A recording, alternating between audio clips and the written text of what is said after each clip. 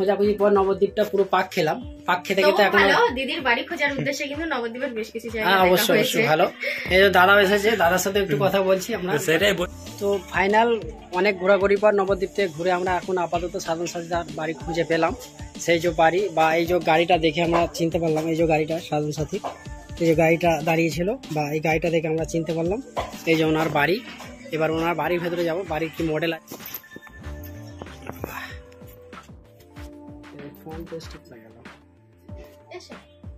এই যে অবশেষে দিদির বাড়িতে আমরা ঢুকতে পেরেছি। বলছি আমাদের বাড়ি আসার উদ্দেশ্যে টোটাল নবদ্বীপটা ঘোরা হয়েছে। না, এটা ফার্স্ট টাইম আমি নবদ্বীপ থাকি। মায়াপুরটা দেখো, এটা বলবো মায়াপুরটাই যাচ্ছি। মায়াপুর এদিকেও কিছু কিছু জায়গা আছে, যেমন জল মন্দির, ষাটকোট মহাপ্রভু শ্রী চৈতন্যের জন্মস্থান, এগুলো দেখো ভালো লাগবে। কি নাম আছে কোন চ্যানেলে? তপন মাধুরী ব্লগ। তপন মাধুরী ব্লগ, তপন মাধুরী ব্লগ। তোমরা নিশ্চয়ই যারা ডেলি ভিউয়ার্স আছো তারা তো দেখোই, আর যারা দেখোনি তারাও দেখো। ভালো লাগলে অবশ্যই আমার এই বোনটার পাশে থেকো। প্রচুর প্রেসার তো ওনার। এই দেখো বন্ধুরা, আমরা চলে এসেছি এই দিদিদের বাড়ি। অনেক ঘোরাঘুরির পরে দিয়ে এই দিদিদের বাড়ি আমি খুঁজে পেলাম। নবদ্বীপ দিয়ে এসছি। তা যাক, আমার বাড়ি আসার উদ্দেশ্যে নবদ্বীপ এসছে। আর এই শীতে না অনেক দূর দূর থেকে এখানে ঘোরার উদ্দেশ্যেও অনেকে আসছে। আজকেই সকালে কয়েকজন এসছিলেন বীরভূম থেকে, তারা এখানে নবদ্বীপ মায়াপুর দেখতে এসছিল, তা আমার বাড়িও এসছিল। মায়াপুর যাব আমরা দেখতে। বসো না, বসো, দাঁড়িয়ে কেন? তো যাই হোক, দিদির সাথে দেখা করে আমাদের খুব ভালো লাগলো, খুব ভালো ব্যবহার। বাড়ির ভেতরে এলাম, আমরা বাড়িটা হচ্ছে নতুন যে বাড়িটা করেছে সেই বাড়িটা এখনো দেখিনি, যদিও বা আমরা মোবাইলে দেখেছি বা ইউটিউবে দেখেছি। ভালো বাড়ি করেছে, কি থেকে টাকা পে করেছে আমরা এখনো জানি না। ওই কি বলতো, আমি এই ঘরে থাকতে থাকতে আমার এই ঘরেই অভ্যস্ত, তো কেউ আসলেও আমি এই ঘরে নিয়ে আসছি। এমনকি আজ রাত্রে আমি এখানে ঘুমিয়েছিও। নতুন ঘর পরশুদিন গৃহপ্রবেশ হয়ে গেছে, বললো যে সবাই বলে শুতে হয়, কোন রকম সারা রাত শুয়ে এপাশ ওপাশ করছি। দিয়ে কালকে বাড়ির সবাই বললাম তোমরা যে যেরকম পারো ওখানে সব ঘুমাও, আমার অ্যাডজাস্ট করতে টাইম লাগবে, আমি এখন এখানেই থাকবো। ওই ঘরটা কমপ্লিট হয়ে গেছে প্রায়, ওই জন্য আমি এখন এখানেই আছি। আচ্ছা দিদি, দেখো কি আমার অ্যাকাউন্টে টাকা ঢুকছে? আমার অ্যাকাউন্ট কম সংখ্যা কিছু বলা যাবে না? না, এই ধরনের প্রশ্ন কেউ করেও না, তুমি প্রথম করলে এসে। আর সত্যি কথা বলতে এগুলো আমরা শেয়ার করতে পারি না। আচ্ছা আচ্ছা আচ্ছা, মানে প্রকৃত পাওয়া যায় তো সেই হিসেবে জানতে চাই। হ্যাঁ হ্যাঁ, নিশ্চয়ই পাওয়া যায়। ঠিকই আছে। এটা আমি আরো দু জায়গায় জেনেছিলাম, তারাও বলতে পারিনি, একই প্রশ্ন ছিল। তবে আমি মনে করবো এইসব প্রশ্ন কারোর বাড়ি গিয়ে হঠাৎ করাই তার ভুল, এগুলো কেউই বলতে চায় না। আচ্ছা আচ্ছা, যাই হোক, রুলস আছে, হয়তো কি রুলস আমার সঠিক জানা নেই, কিন্তু কেউ বলতে চায় না, তাই সেই সূত্রে আমিও বলতে পারলাম না। ঠিক আছে, তাতে কোনো চাপ নেই। এই যে দাদা তো অনেকদিন আমি তো ইউটিউবে দেখেছি, ভিডিও করেছে, ভালো ভালো ভিডিও, বাইরে বাইরে গিয়ে ভিডিও করেছে। আমি এনার বাড়িতে ডাইরেক্ট সামনে এসেছি কথা বলার জন্য। বাইরে এসো, বাড়িতে বসো একটু। বসেছি, আমরা তো বসেই কথা বলছি। বসো। এই যে দিদি ঘর করেছে নতুন, একতলা ঘর করেছে। এটাই আজকে দেখবো আমরা। দিদি আসছে, তোমাদের দাদা গেছে, দেখো।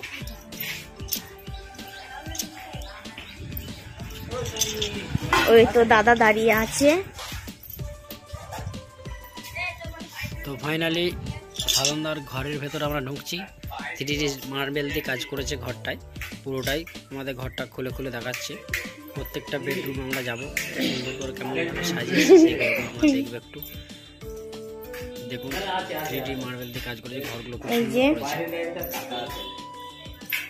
দেখুন এই ঘরটা, এটাও একটা বেডরুম করেছে, এটাও সুন্দর ঘর আর সুন্দরভাবে সাজিয়েছে। ঘরে একটা ঘর আছে, চলুন দেখি। এটা সাধনদার বেডরুম বা শোবার জায়গা। ওনার ঘরটা সুন্দর করে বানিয়েছেন। আগের যে ঘরটা রুমটা বা দেখালাম সেটাও সুন্দর খুব বানিয়েছে, এটাও কত সুন্দর করে বানিয়েছে দেখুন। বা 4টে দেয়ালে 4টে কালার বা পেন্টিং করেছেন, উনি বলছেন পেন্টিং করে ঘরটা ওইগুলো সমস্ত 3D মার্বেল বসিয়েছেন। দেখুন এই ঘরগুলো সব 3D মার্বেল দিয়ে তৈরি করা, যে মিস্ত্রি করছে সেই মিস্ত্রি সুন্দর কাজ করেছে। তা সাধনদার এই 3D মার্বেল দিয়ে ঘর করার জন্য আরও সুন্দর ঝকঝকে লাগছে। দেখুন আমি সমস্ত জিনিসগুলো দেখাচ্ছি, বাইরে গিয়ে আমি 3D মার্বেলের কাজগুলো দেখাচ্ছি পরিষ্কার করে। দেখুন বা আমাদের দিদি ভাই আসবে, তার সাথে একটু কথা। ওই তো দিদি চলে এসেছে। দিদি আসছে, দিদির আগে আমি ঘরে ঢুকে পড়েছি। হ্যাঁ, কোনো ব্যাপার না, আগে আর পরে। বসো।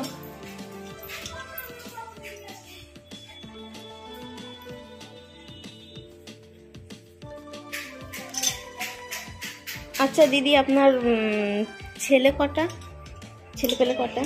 অনেক। অনেক। তুমি গুনতে যাও আমার ছেলে মেয়ে কটা, তোমার একটা গোটা দিন লেগে যাবে। একদিন সময় করে এসে তুমি গুনো। না এমনি ছেলে মেয়ে কটা আপনার? বললাম তো অনেক। আমার ব্লগ দেখা হয়? হ্যাঁ দেখি তো। হয় না, দেখলে বুঝতে পারতে। 3টে ছেলেকে দেখি আপনার। হ্যাঁ ওগুলো সব আমারই। আপনার?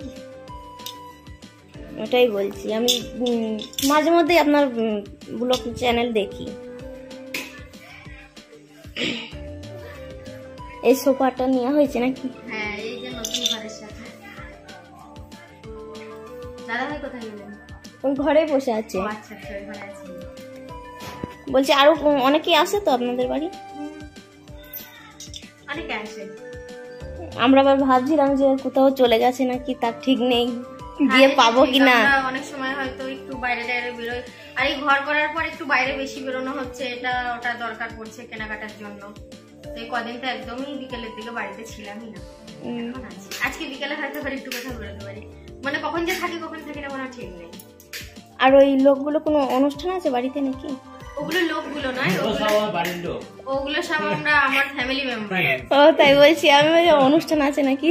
অনুষ্ঠান বলতে আমার পরশুদিন গৃহপ্রবেশের অনুষ্ঠান ছিল, তো আমার ননদ, আমার ছেলে, ছেলের বউ সবাই আছেন, 2 ননদ, মা, আমরা এগুলো সব ফ্যামিলি মেম্বার, বাইরের লোক কেউ নেই এরা।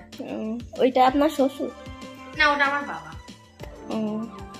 আপনার শ্বশুর শাশুড়ি নেই? শাশুড়িকে দেখলাম। হ্যাঁ শাশুড়ি মা আছেন, শ্বশুর মশাই নেই। আর যে মানে যাকে দেখলো ওটা আমার বাবা। আপনার মা আছে তো? বলুন বলুন। আমি বলতে পারি না এমনি, মানে ব্লগটা আমি বলতে পারি না, আপনাকে বললাম। এমনি শর্ট ভিডিও হলে আমি করে ফেলবো, কিন্তু ব্লগটা করতে আমার খুব অসুবিধা হয়। আমার বাংলাদেশে বাড়ি ছিল বলবে। বাংলাদেশের ভাষা কিন্তু খুব ভালো লাগে আমার, বলতে পারি না হয়তো অতটা বুঝলে, কিন্তু ভালো লাগে। বাংলাদেশে আমার ঢাকা জেলায় বাড়ি ছিল। আচ্ছা। আমি আমার 6 বছর কি 7 বছর হবে এসছি এখানে, এখানে এসে বিয়ে হয়েছে। আমাদের এরিয়ার মধ্যে বাংলাদেশ না, ওইখানে এত ইয়ে নেই, মানে খুব ঠান্ডা জায়গা, মানে মানে গাছপালায় ভর্তি, নদী নালা, গাছপালা, সবুজ চারিদিকে, ওটা খুব ভালো লাগে। এত মানে চারদিকে যে গাড়ি ঘোড়া এসব কিছু নেই।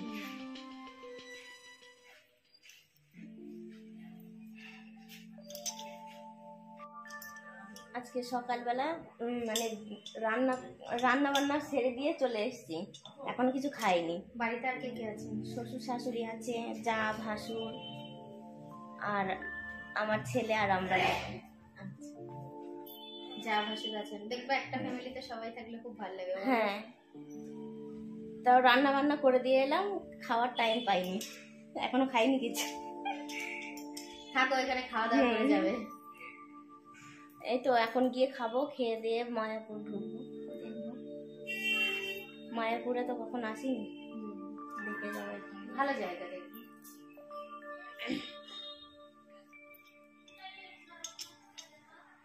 দিদির বাড়ি থেকে এবার আমরা চলে যাব।